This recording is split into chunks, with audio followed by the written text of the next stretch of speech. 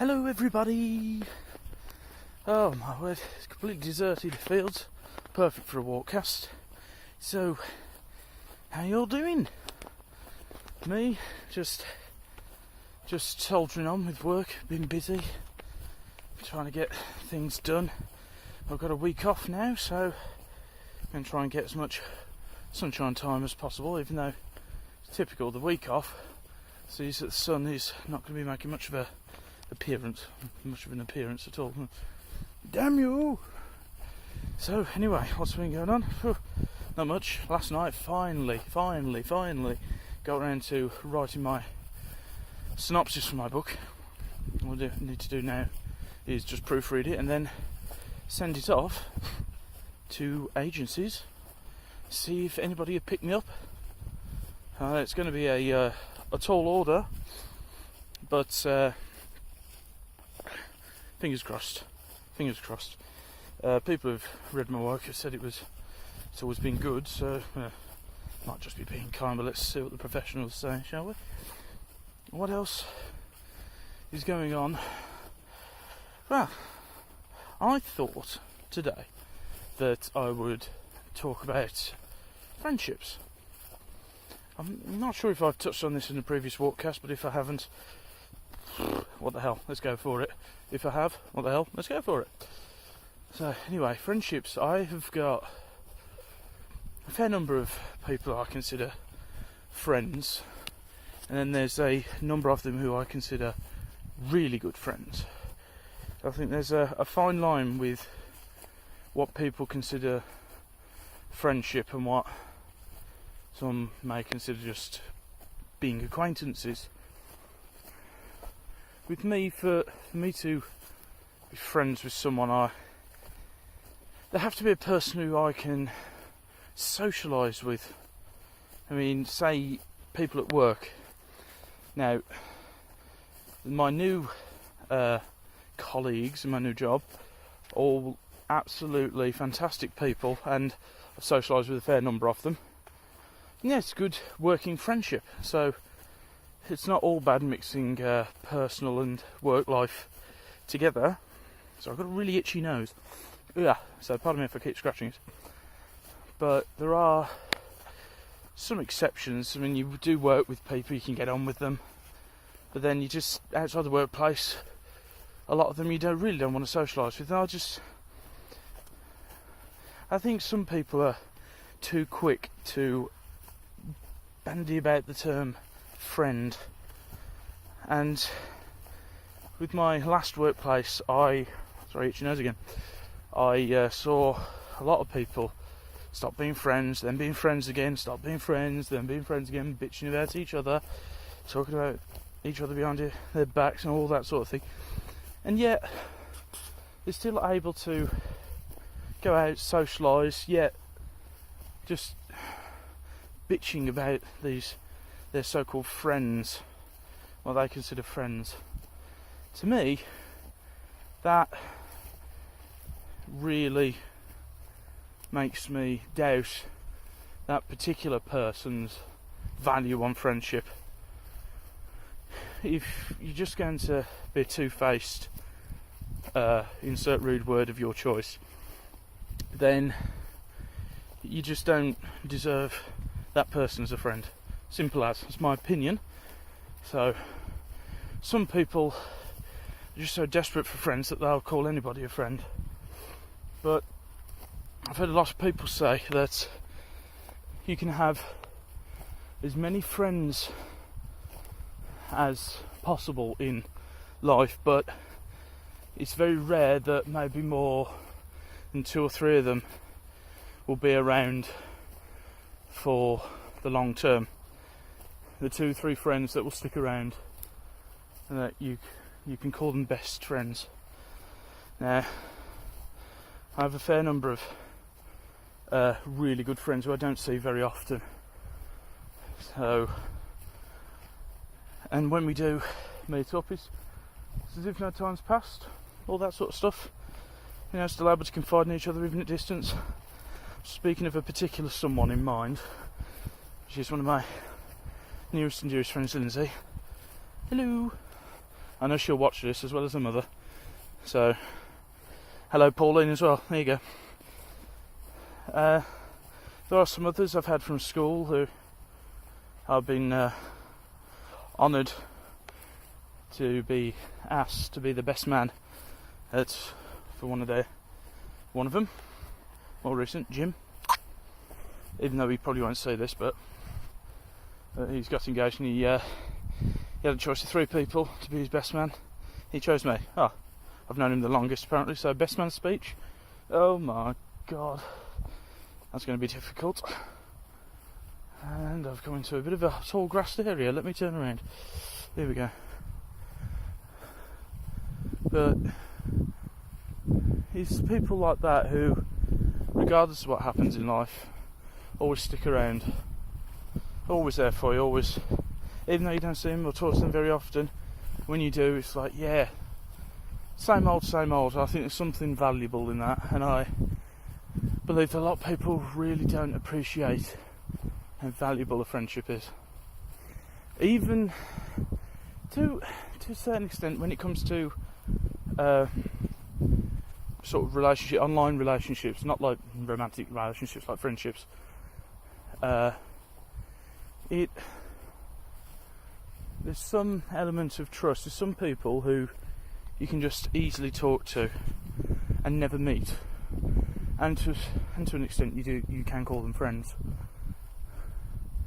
I mean, I've met a lot of people I know online, including my gorgeous fiancée Tanza. So, and many friends. I mean, I met one of my best friends who I just mentioned, Lynzey, online as well. So, online people, or their view on online friendships, relationships, a lot of people I know turn their noses up. Oh God, they go, oh God's sake, blah blah blah. I'm like, what's wrong with that? I mean, it's worked for a lot of people I know, but then again, of course, it hasn't worked for a lot of people I know. Friendships, relationships, anything like that. So you've just got to be careful, know what you're doing. Just don't go jumping into things, no matter what they are. If you jump in without looking, being careful, then things are going to go tits up. So, but anyway, I have a lot of people who I've never actually met in real life, who I can easily talk to, I can confide in. It's just one of those things, and there is a certain degree of trust. So, and I don't know what it is about me, but I seem to be able to talk a lot more easily to women. I suppose it's just one of those things. So it's always been the same. And I was trying to confide in a man friend. It's just, I find sometimes it's just impossible. But that's something to do with me rather than them, of course, because each person's different. So, but I think that sums it up in value of friendship. I value each and every friendship, and if I see people fucking about with me, or if they just start to lose my trust, I'm not going to go through the pain and torture of hanging in limbo, so to speak. And I've had a fair number of friends come and gone because it got to the point where I either couldn't trust them, they started bitching about me, or they were misinformed about things and decided to stop their friendships with me. All that sort of stuff. I can't be dealing with that. I've learnt over the years, as soon as that starts happening, if you can't see any way forward, just, that's it, over and done with. I'm not going to try and save something that maybe deep down I don't want to save, because as soon as it comes to problems, if I can't find the will to try and save a friendship, then I won't bother. And of course, if that's the case, then obviously I don't consider them that good a friend to put the effort in. That makes me sound like a real bastard, a little bit, but I'll only be like that if people are really beginning to annoy me or hurt me, so I'm not going to do it just to every Tom, Dick and Harry. So anyway, that's a nice philosophical rather than emotionally charged conversation. Yeah, in my last video I did a random topic after my main segment, and this time I think I'll do the same. What was it? Somebody was talking about, I think it was my father earlier, and I think it was something about sports, but I think it's because it's the Commonwealth Games at the moment. I've seen a few of the competitions going on, and I just thought maybe touch on the subject of maybe Olympic sports and all the Commonwealth Games going on and all other sports possibly. I mean, now for my first one, it's going to be about football, or for my American friends out there, it's going to be soccer. At the moment, I see that a team I support around here, Aston Villa, is on their pre-season tour of North America, and they have had yet another victory. They seem to be doing quite well for a change. Had another victory where they beat Houston 1-0. So yeah, it's nice to see that they're getting back into the swing of things. So there's that one. The next sport, where should we go? Rugby. Very much a real hardcore sport. Sorry, now I'm in long grass. Typical. My lovely Tanza is a rugby girl, and she likes the fact that I have a natural rugby player physique. So yeah, that puts a big smile on her face. And I've got a nice one of the rugby tots from our team, the Leicester Tigers. So it's even better if I put that on. She loves it.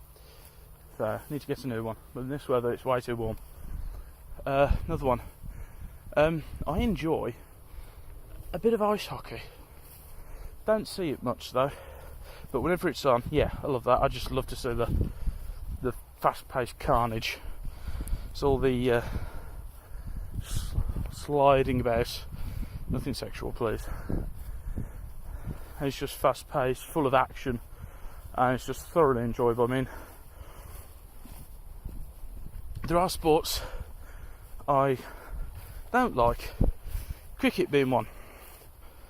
Now, good old English sport, but I just find it boring. Along with golf. I cannot stand golf. It's probably the least of my favourite sports. I find it so dull, uninteresting, and it would send me to sleep. I mean, I don't doubt there is an incredible amount of skill involved to play it.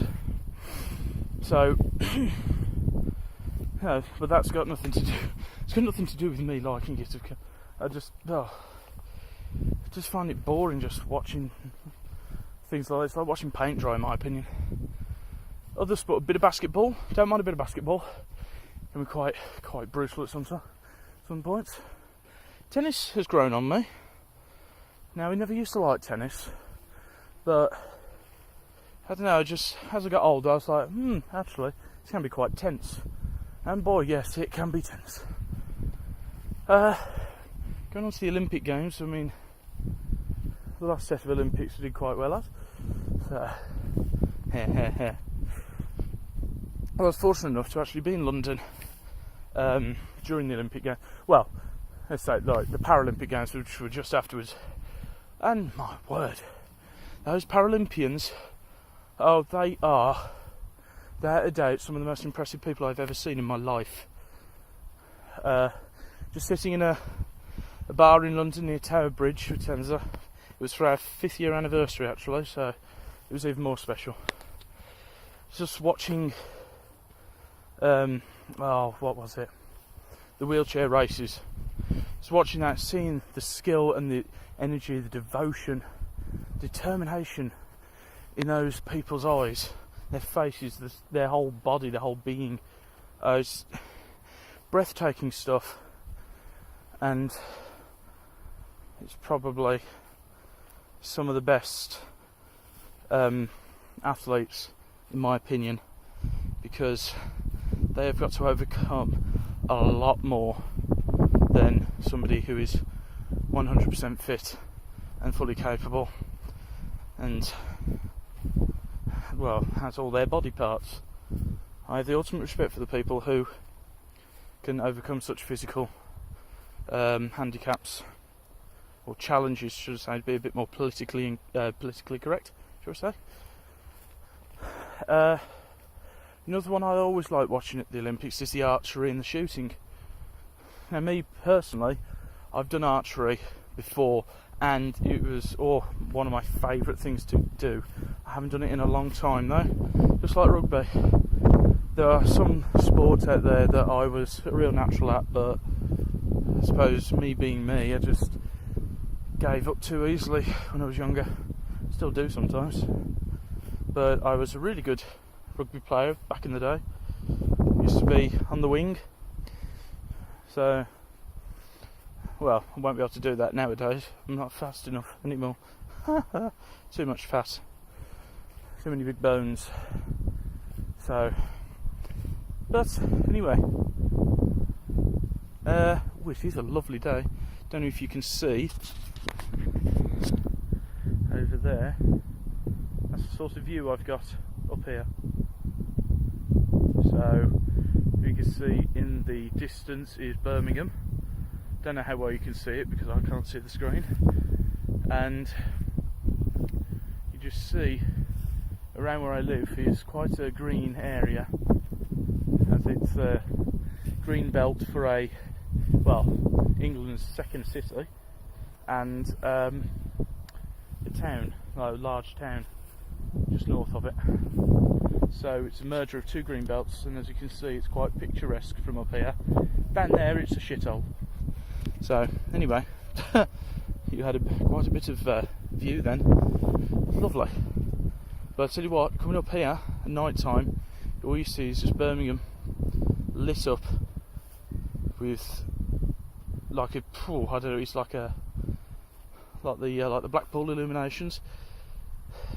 And if anybody watching this doesn't know what they are, just look it up. And rather famous set of lights illuminations here in this country. So anyway, I'm going to round it off here.